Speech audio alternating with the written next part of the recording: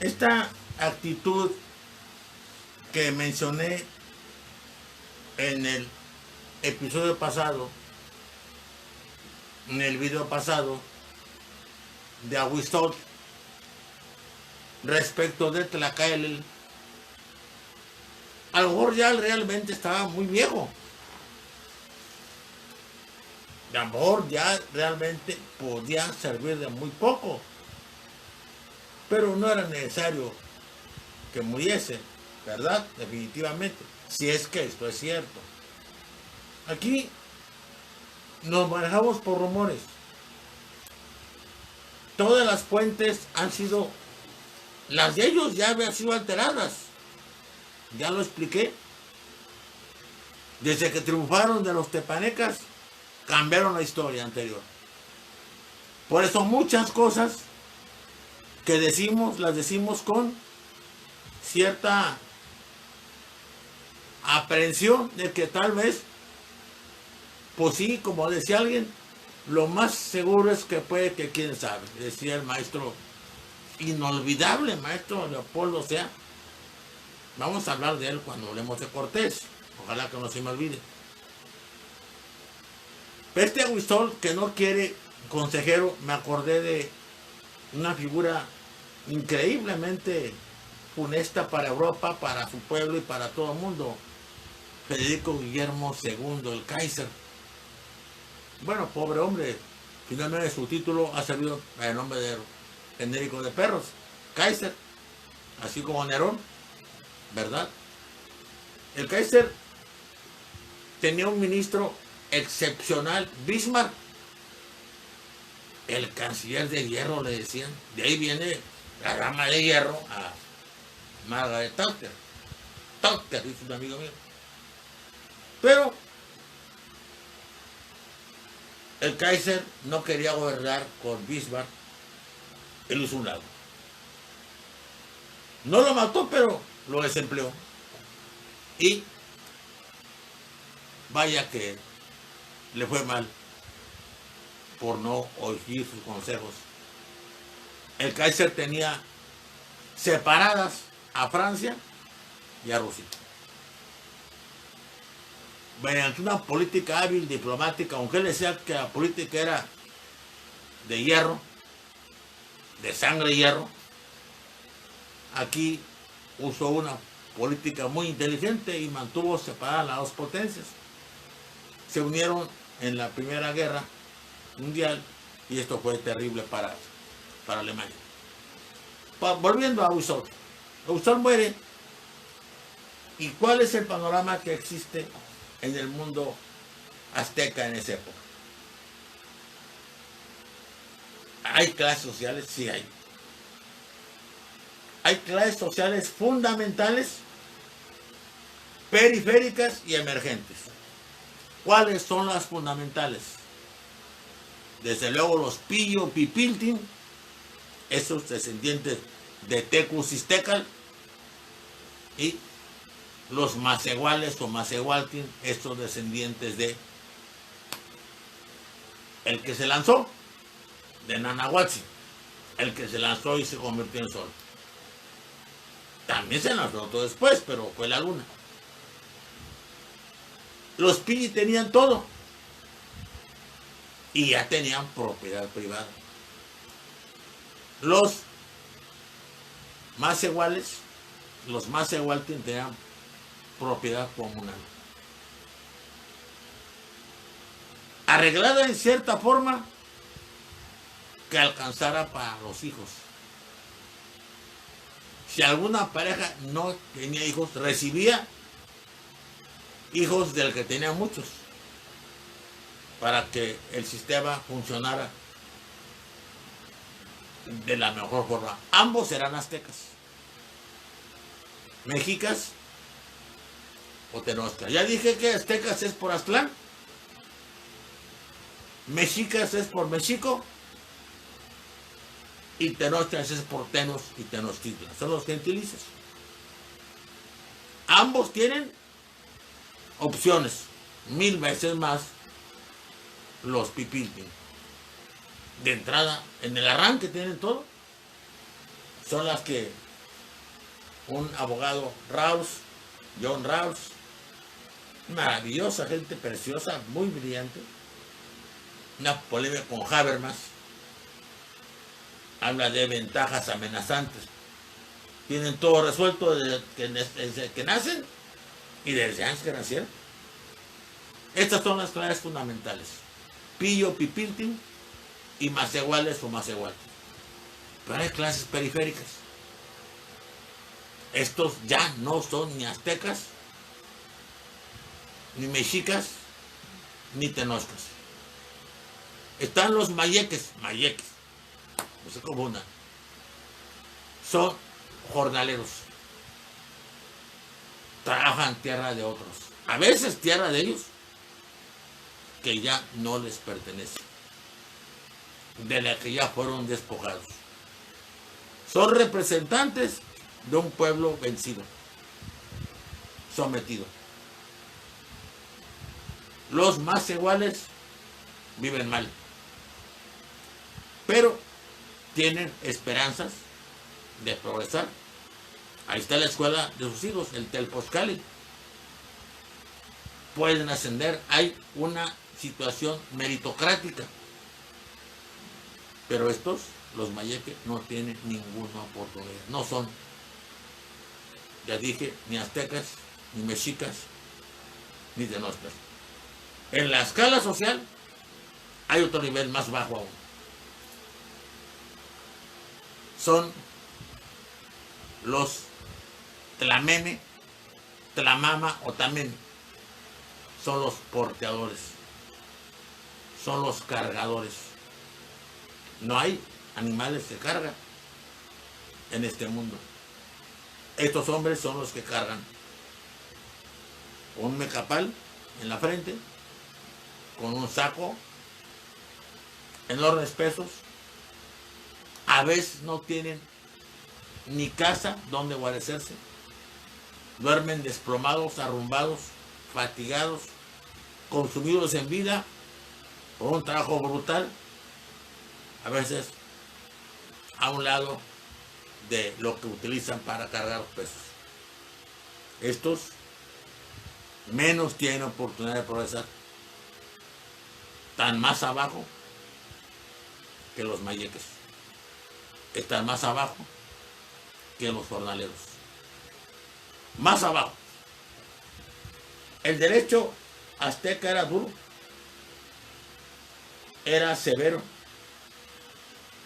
era un derecho represivo, muy fuerte, muy punitivo. No pensaba ni existe en la reconvención, en la readaptación, en la superación, en el cambio de conductas. Los Tlahtlacotin. Pero los aztecas no tuvieron los problemas que tenemos aquí en nuestras cárceles, todas con autogobiernos. Los que están adentro mandan, pues fíjese. Y algunas cárceles las tenemos concesionadas como negocio. Eso se hace en Estados Unidos, pero con otra situación. Aquí fue un negocio y ha sido un negocio. No les quiero decir quién, pero algunas personas estuvieron a punto de ir a prisión porque les daban comida ya casi echada a perder a los presos, porque al cabo que tenían muchos anticuerpos por el medio en que vivían. Y en una ocasión, no hace mucho, yo me acuerdo bien, hubo muertes de muchos de ellos en los cárceles del DF. Hablo de épocas muy pasadas. No estaba Peña Nieto, no estaba Calderón, no estaba Fox. Pero yo creo que igual puede pasar o puede estar pasando incluso ahorita.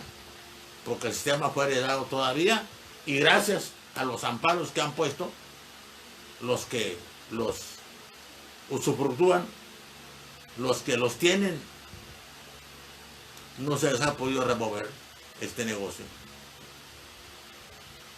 Los Tlatlacotl eran de dos tipos.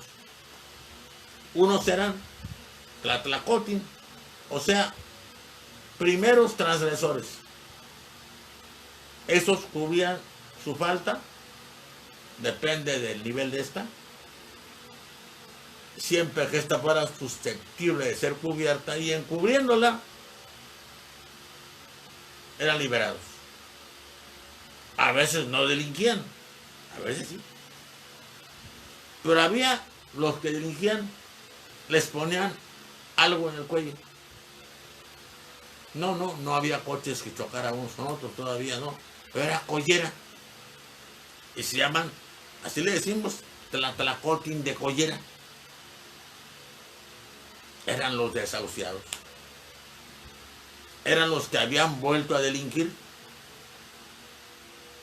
Y la mayor parte de las veces, depende del delito, ya no tenían ninguna posibilidad de seguir sufriendo. Los mataban en el acto. Decir, aquí no estaba el espíritu de becaria que cree que todo hombre y toda mujer tiene derecho siempre a regenerarse porque lo puede hacer. No tal vez un poco el del hombroso que cree que hay gente que nace con una disposición, hay gente especial para el delito y no se puede hacer con ellos más que eliminarlos por seguridad nacional y de todos. Pero más abajo de ellos, fíjense, estaban los mamaltin. No es ninguna intento de albur, no, somos serios. Los mamaltin son los derrotados, son los que no pudieron con la vida, son los que están sin familia, sin recursos, sin oficio, etc. Y deciden algo. Se ponen un collar también especial, diferente del de los desahuciados, y se ofrecen en el mercado. No como esclavos, ojo. No hubo esclavitud en el mundo prehispánico aquí, por lo menos con los aztecas no hubo. Una familia los ve y los compra. Les paga a ellos mismos. Ellos son su propio vendedor. Y se los lleva a su casa. Y los atiende a cuerpo de rey durante 20 días. Normalmente los mete en una jaula para que no se vayan. Les da de comer, los viste bien, los atiende. Son parte de la familia y parte integrante y parte distinguidísima. Todos en la casa les demuestran su afecto. Porque después de 20 días los van a sacrificar para que vayan a formar parte del sol y le digan que esa familia es buena, noble y generosa y que merece que él los trate bien, con bonomía, con benevolencia. Esta es la estructura de clases, pero ¿qué hay de la situación política? En la cima estaba el Tlatoani o Tecuti Tlacatecas, el que habla al final, no el que habla únicamente. Era seleccionado por todos y había un rito de coronación especial. Tenía que pasar por entre mucha gente para que lo evaluara. Y esa gente que creen que sí a veces lo molestaba, lo ofendía, lo maltrataba, lo empujaba, lo golpeaba, no fuerte, ¿verdad? Y él tenía que mostrar tolerancia para decir que llegando al poder iba a ser igual con todos. Y no le iba a ganar la pasión, sino la razón. Esto porque quería señalar que era el producto de una educación muy severa que buscaba que no se diera rienda suelta a las pasiones. Había que ser a veces terriblemente violento, pero con razón, no antes. Primero mato, después virigo. No, hay que averiguar exhaustivamente y luego tal vez matar. Esta es la figura principal. Después, el Cihuacuatl, una especie de primer ministro, una especie de figura que en un tiempo fue contrapeso. Tlacaelel fue el más excelente de todos los Cihuacuatl. Después, los demás fueron figuras decorativas. Van a ver por qué. Cihuacuatl era una especie de consejero, un primer ministro en funciones cerca del Tlatoani. Y su nombre significa mujer serpiente. Vuelvo a repetir, ya lo dije hace rato, parece una herencia de una época pasada en la que la mujer tenía más importancia de la que tenía en el presente. Venía luego otra figura, el Tlacatecatl. El Tlacatecatl era algo así como el comandante militar cuando no era el Tlatoani, que iba con el ejército. Porque a veces iba él, el Tlatoani, se suponía que era el que más sabía de todos. Se suponía que era el más capaz de todos. Estamos ante una estructura meritocrática que premia la capacidad, que premia la solvencia, la eficiencia. Por eso a veces se brincaban a un hijo mayor, lo hacían a un lado como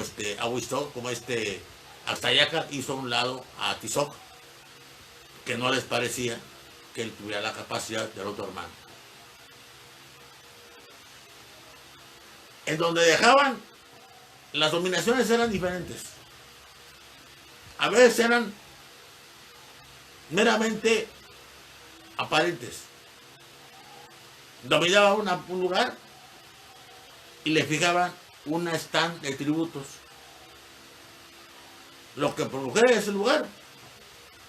Podían ser animales, podían ser vegetales, podían ser mantas, podían ser bronce, podían ser muchas cosas.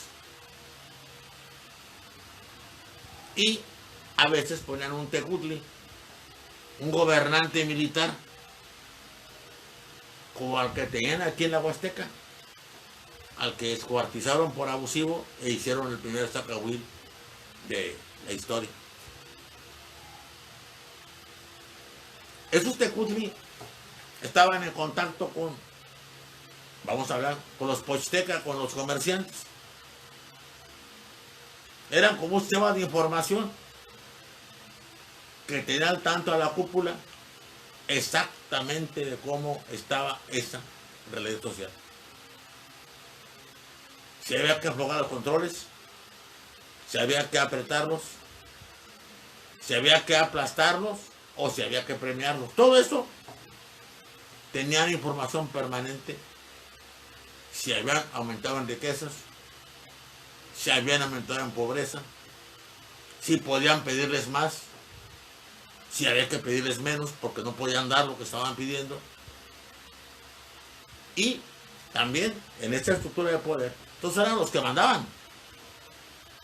Estaba el Tlacochcalcat, este era el jefe de la industria militar de aquella época, el que tenía los dardos, las macanas, las flechas, las rodelas, las armaduras, etcétera, que tenía todo el aditamiento militar controlado, también para evitar sorpresas. el Tlatoani tenía su especie de guardia personal,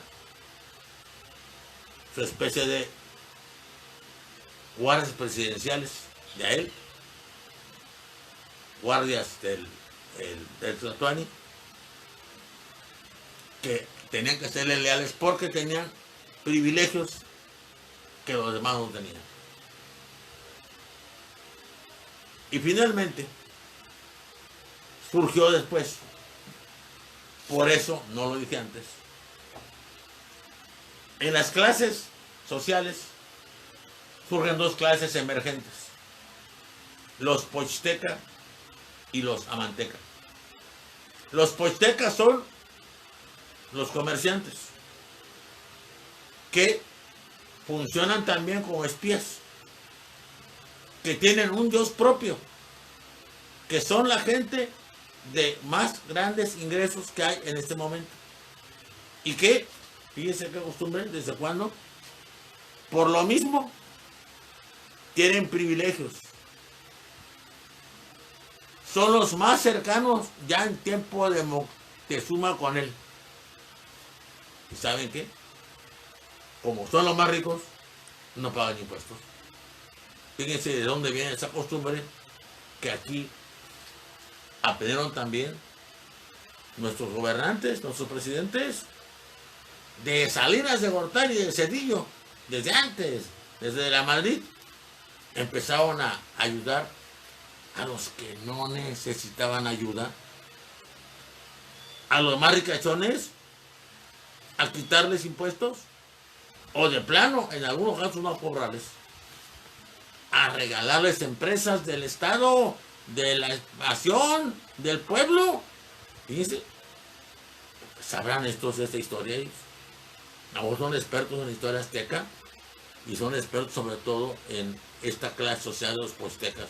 Hay otra clase que era aún menos importante económicamente que los pochtecas, pero que estaba creciendo mucho más: los artesanos, los orfebres y los artesanos del arte plumario, los amantecas, los que hacen filigranas con el oro, con el jade y con la pluma, los que poco a poco se hubieran transformado, si hubiera seguido el desarrollo normal de la sociedad, en industriales. Tal vez estos hubieran desplazado del primer sitio a los comerciantes. No lo sabemos. Simplemente podemos especular. No acaba aquí todavía esta incursión sobre este pueblo, esta sociedad tan importante,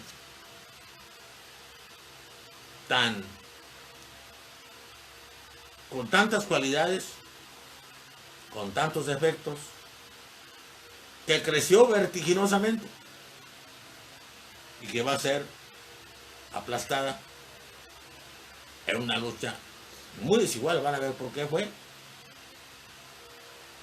No únicamente enfrentada a una potencia que tenía armas de fuego, conocía el hierro, traía caballos, traía perros, eran veteranos de guerras incesantes en toda Europa.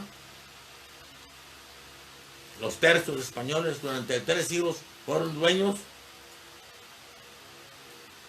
de la tierra, tenían un trabajo marino, eran la flota más marinera y más aguerrida en el mar.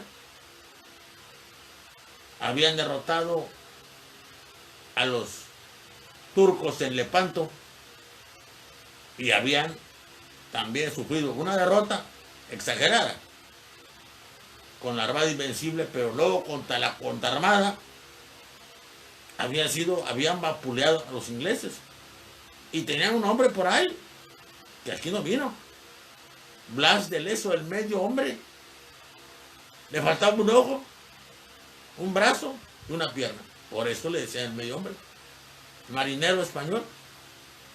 que donde siempre que peleó contra los ingleses y contra quienes fueran, los derrotó. Vamos a dejar esto ahí. Yo quiero volver a invitarlos a que se suscriban, a que le den like, a que lo reenvíen y a que me hablen por teléfono o me manden recados. Oigo todos, leo todos. No tengo la forma de mandarles respuesta porque soy muy torpe para manejar todavía el celular. Pero estoy con ustedes y me encanta que los vean. Dios los bendiga a todos. Nos vemos mañana.